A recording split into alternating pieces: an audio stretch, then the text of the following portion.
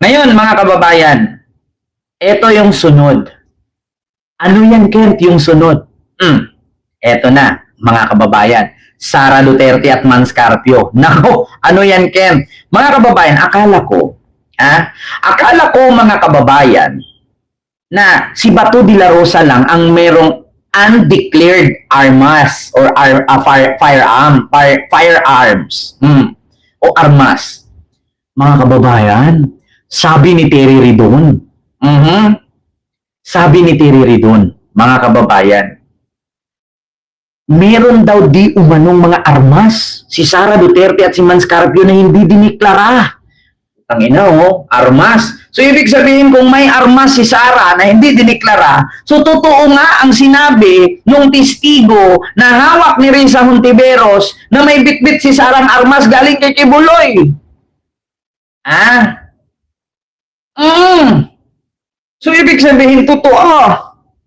Yung tumanggap si Sara ng bagbag na armas doon sa bahay ni Kibuloy.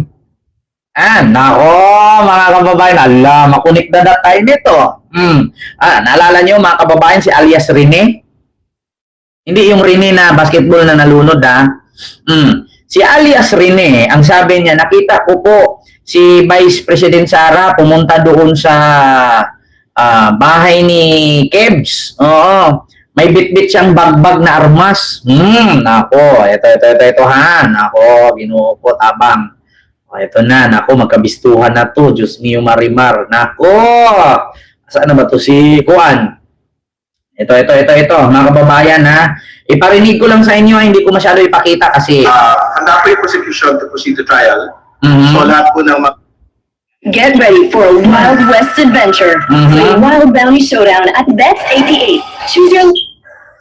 handa po yung prosecution to...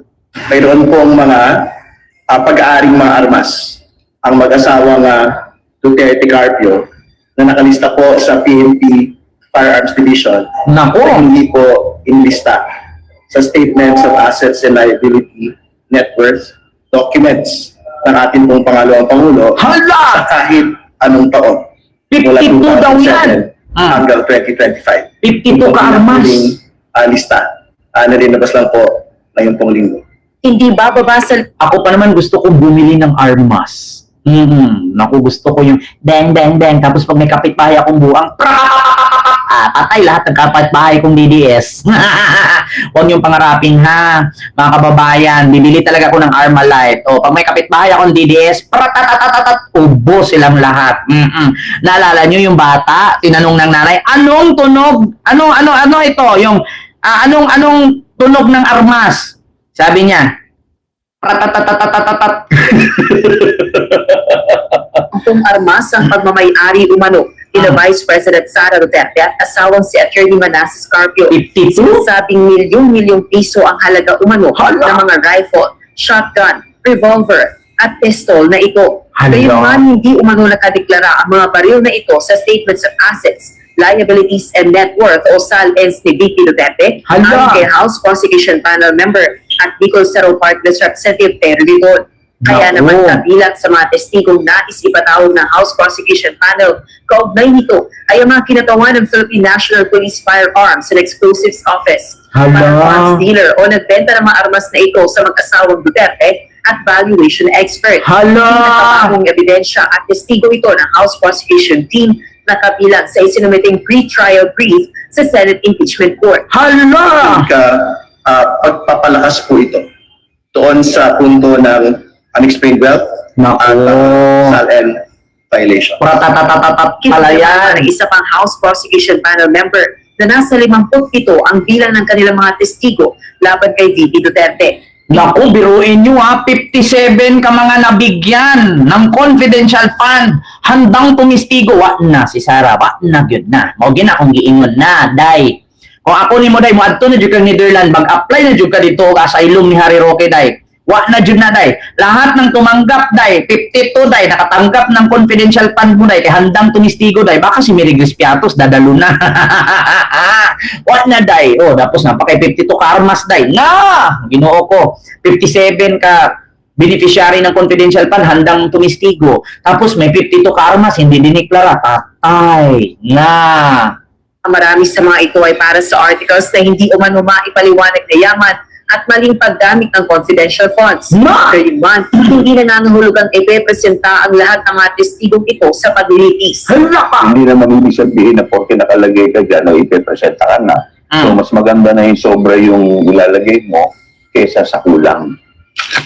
Samantala, tinawag namang nakakatawa ni Representative Redon ang panawagan ng defense team na alisin ang ilan sa mga ebidensya ng House prosecution laban sa respondent na si VP Duterte. Nako! Ito umano ang nakasaad sa pre-trial brief ng kampo ng Pangalawang Pangulo. Kabilang na dito ang ulat ng Anti-Money Laundering Council Amla sa na. bilyong pisong halaga ng covered at suspicious transactions na iniuugnay sa bank accounts ni Vice President Duterte.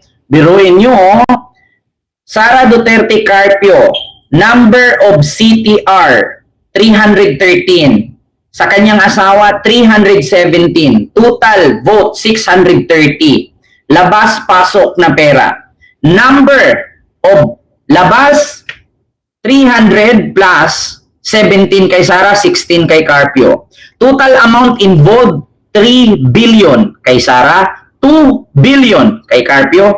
Total lahat is 6.7 billion. Amount inflow, pamasok kay Sara, 1.8 billion. Pumasok kay Mans Carpio, 2.5 billion. In total of 4.4 billion sa kanilang dalawa. Pasok pa lang yun pasok.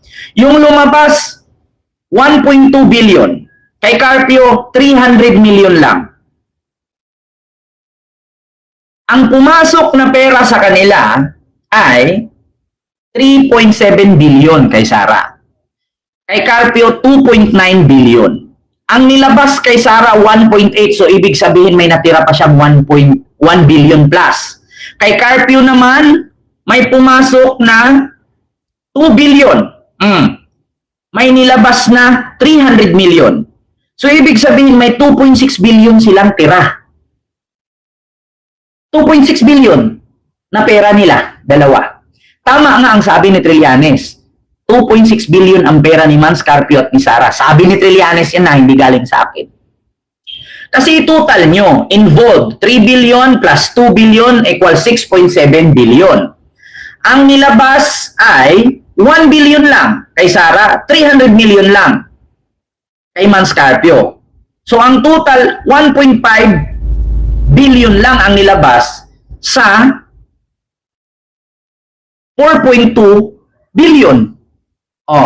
So ibig sabihin meron silang 2 billion, no? Ipagsama na yung sa kanila 2.6. So undetermined inflow and outflow transaction 791 million. Kulang-kulang 1 billion. Kita nyo yan? 'Di ba? They want the evidence to be basically constrained only to what had been submitted in the original impeachment complaints. Ito Nako. po, nakakatawa yun. Kasi, ang totoo naman nothing prevents the House Committee on Justice, nothing prevents the articles of impeachment, Tita nothing Gawi, prevents anyone from actually submitting Mama Jordan. evidence, new information up until the pre-trial proceedings. And more importantly, nothing prevents any party. Ito, pakinggan natin to si Cara David.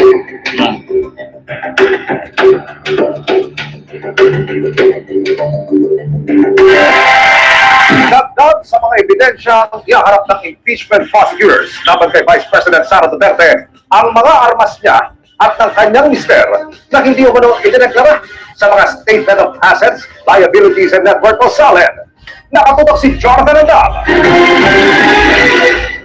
52 armas na milyong-milyong piso ang halaga tulad ng Patay. shotgun, rifle, revolver at pistol ang pag-aari umano ni Vice President Sara Duterte at kanyang mister na hindi idineklara sa kanilang mga Statement of Assets, Liabilities and Net Worth o SALN mula 2007 hanggang 2025.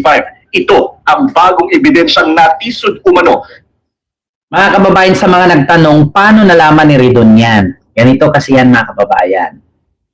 Hindi ko sure, baka ang iniimbestigahan ni Redon ay yung mga inilabas na pera sa bangko. Yung mga pera nila Sara na inilabas nila na pinambayad dyan sa armas, masusundan yan eh. Yung mga outflow sa bank, doon mo masusundan yan. Malay natin, via bank transfer. Diba? So, masusundan nga naman. Maliban dun sa cash na ipinambili. Pero kung via bank payment, matitrace. Kasi may mga nagtatanong, bakit nila nalalaman? Under investigation siya eh. Kaya maiimbestigahan talaga. House prosecution team na ibabala rin nila para idiin si Duterte sa impeachment trial. Si dating Chief Justice Renato Corona ay na-convict on the basis of non-disclosure of properties sa kanya ko pong SALN. Madidil mo talaga yung pangalang Pangulo dito kasi hindi mo niya linista sa kanya pong SALN. Hindi rin po niya dinaklara yung kanya pong pag-aari ng mga armas Nako. from 2007 up until 2025. Kukunin naman ng testigo ang mga nagbenta umano ng armas sa mag-asawang Duterte Carpio at ang PNP Firearms and Explosives Office. Ayon kay Ridon, dapat nasa line item na personal property ang mga armas na ito. Paano kung sabihin ng depensa na nasa others na line item ito sa SALN? I think looking at the others line item Wala. for 2019 Hindi to niya date, nakita. tingin ko hindi mo sila magkakasya doon po sa kabuuan po ng others. We will look at the valuation expert whether Paano nila masasabi na sa ibang line item ng SALN, 2019 hanggang 2024? Wala nga idineklara si Sara doon, blanco nga. Diba, 2019 niya hanggang 2024, wala siyang dineklara na pera, pero mayroon palang mga pumasok na 70 million, 7 million, 60 million, 50 million, diba, doon sa AMLAC, pero doon sa SALN ni Sara, wala. Oh. Sige nga, sa AMLAC may mga pumapasok, pero sa SALN walang sinulat si Sara. 'Di ba? Oh. So paano nila ipapalusot sa ibang line item? Oh, 'di ba? Yan lang eh. Simple. pasok po yun doon sa others. Isinama na umano ng prosekusyon ang ebidensyang ito sa ipinasa nilang pre-trial brief sa Senate Impeachment Court. Karamihan sa Ma'am Nida, pagkalinawan. magsasalita tungkol sa confidential funds. Nagsigurado na kami. Bawal ang surprise witness. Kung hindi mo yun namarkahan, hindi mo nasamang pangalan, wala kang reservation, no? They will not be allowed to be presented during the trial. Hindi naman ibig sabihin na porque nakalagay ka dyan na ipipresenta ka na. So, mas maganda na yung sobra yung ilalagay mo kesa sa kulang. Tama. So, umano si dating Senator Antonio Trillanes IV sa kanilang high-profile witness. May mga Madriaga. personal witness din umano mula sa Office of the Vice President at DepEd at mga testigo kapareho sa ihaharap din ng defense team batay sa pre-trial briefing ng huli. Hala. Nakatawa naman anya si Ridol sa hiling ng defense team sa Senate Impeachment Court na huwag isama sa pagliliti sa mga ebidensyang hindi naman kasama sa original na impeachment complaints. Hala. Gaya ng AMLAC report sa bank records ng mag-asawang Duterte Carpio. Nakakatawa yun. Bakit hindi isasama? Under investigation nga siya. So hindi daw kasali kasi ang AMLAC. Bakit? Lahat na yan eh. Lahat-lahat na yan. Ganito yan example ko sa inyo. Ito sa totoo lang, hindi ako abogado, pero sa dami-dami pong napanood ko sa balita, ganito po yan. Naalala nyo, kay Martin Romualdez, anong issue sa kanya? Flood control. Bakit pinapraise yung account? Example ko lang flood control lang issue ni Martin Romualdez. Bakit buong account niya naka-praise lahat? Pati mga negosyo at ari-arian. Sige nga. So kay Sara, hindi pwede isali yung AMLAC.